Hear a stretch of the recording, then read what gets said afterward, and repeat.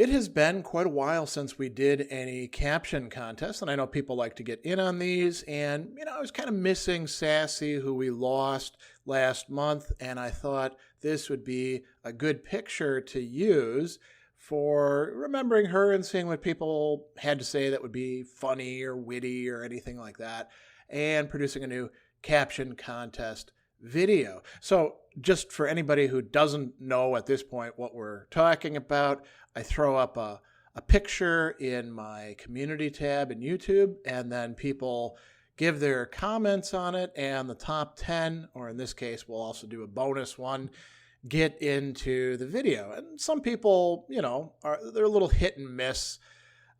Some people are a little bit more on point than others. Some write very, very long comments that are not particularly suitable, but we've got a good mix of comments ahead. So with no further ado, here is the very first one. This is a great one. Philosophers, when they hear someone say begs the question, when they mean raises the question, and it's showing Sassy getting upset.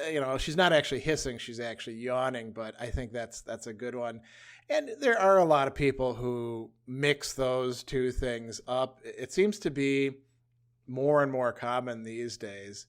Let's look at the next one. Now, this is referencing something like H.P. Lovecraft. Sassy had faced many eldritch horrors during her lifetime, but none of them was as horrific and unavoidable as the blanket of the deep. As the cosmic horror prepared to devour the cat, she could only scream in horror knowing what was going to happen. And, she's cuddling under the covers. This is quite a interpretation of what's going on, but funny nonetheless.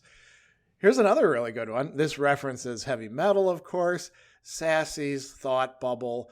Okay, Sadler, this is my best Rob Halford hitting his 6th octave in Victim of Changes. As anybody who knows their metal lore is well aware of, Rob Halford has what we often call an operatic range, and he is a powerful singer from very down in the bass end all the way up into the high end.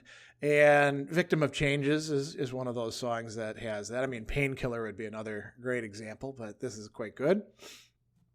Here's one that's a good pun. It's tough to make puns work well, but this one is pretty good.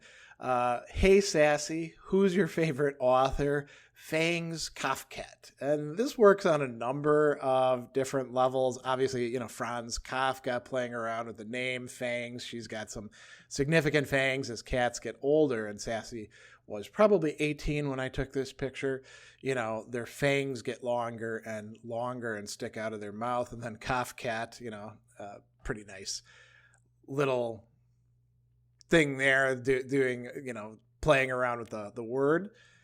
All right, so here is the first of two that reference mice. And we don't actually have mice. We live on the 8th and 9th floor of a old building that's been converted into lofts. And so we barely get bugs up here and not even mice. But Sassy used to play, along with her sister, Teensy, with mice and other things when she caught them back when he lived in Kingston. So feeling lazy but optimistic, Sassy impersonates a mouse hole because she's like halfway under the covers. And then the next one, here we've got like a Nietzsche reference going on.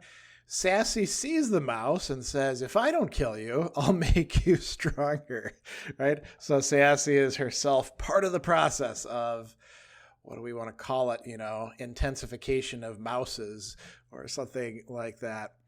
Then we're getting into more things that are more philosophical. And so here's another one, Caption. What do you mean Epicurus wasn't a cat? And, somebody might quibble and say, well, Epicureans weren't about animal pleasures. Well, actually, they could be cool with that. They think that every animal upon birth seeks out pleasure, and the greatest of pleasure is what?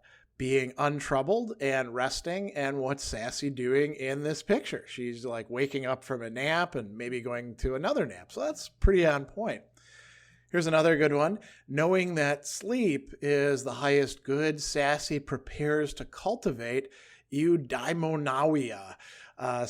Playing off the word Eudaimonia and inserting a meow in there. And, this is actually kind of an interesting one. You could say, what is the highest good for not human beings, but what is Eudaimonia for a cat or for other animals? And sleep is certainly a major part of it for cats, isn't it? Now we're starting to get into stuff that's a little bit more abstract, right? Where you got to have a bit more background knowledge to know what they're referencing. The absolute yawn is appearing as the negation of sleep, being a waking activity, yet is the formal representation of sleep as such. Now, that could be Hegel, that could be Schopenhauer, that could be Kant. It's certainly within the realm of German idealism, talking about the absolute and negation being part of it and formal representation. And, the joke works, I think, if you know the background. Here's another one, obviously a reference to Kierkegaard's Sickness Unto Death, the very first and famous introductory parts of it. The cat is a relation which relates itself to sleep, or it is that in the relation that the relation relates itself to its sleep. The cat is not the relation, but that the relation relates itself to its sleep, playing off the fact that, we are relations to the relation of ourself to things, and there's this complexity there. Finally, we have a honorable mention, and here it is, Mondays, right? If you don't know what the reference is for that, it's to Garfield. And we used to make fun of Sassy from time to time when she would sit back and, on her back legs and look kind of like Garfield with a fat belly sticking out and her paws sticking down, when she'd be cleaning herself. A lot of cats do that sort of thing.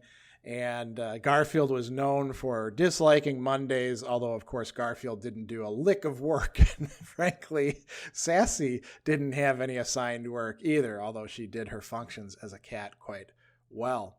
So thanks for coming down, memory lane with me a bit and seeing what people have to say. I'll do more caption contests, and I got to, find some good images to use for that.